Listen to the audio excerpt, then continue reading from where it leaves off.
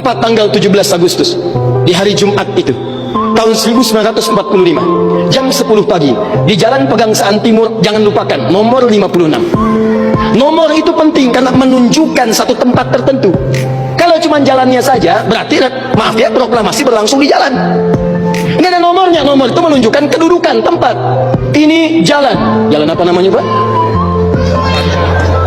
Kistu Kencana ya, Wisnu Kencana Timur nomor 27. Masya Allah, nomor 27 tempat ini. Kalau cuma Wisnu Kencana saja di jalan. Pertanyaan saya, kenapa tidak pernah dijelaskan dalam buku sejarah siapa yang punya rumah tempat yang nomor 56 itu?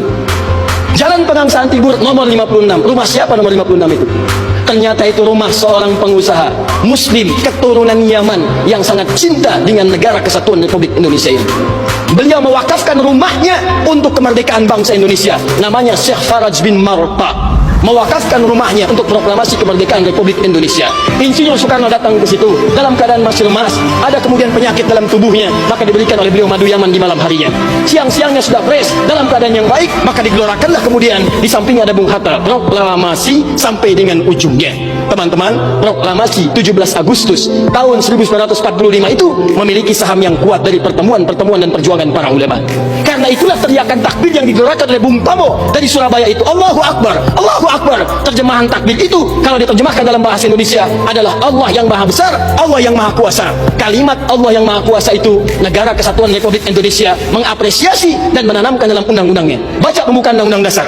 Atas berkat rahmat Allah yang Maha Kuasa. Kalimatnya Allah, tidak ada yang lain lagi. Atas berkat rahmat Allah yang Maha Kuasa dan dengan didorongkan oleh keinginan luhur. Jadi keinginan luhur itu diletakkan di akhir setelah Allah yang Maha Kuasa.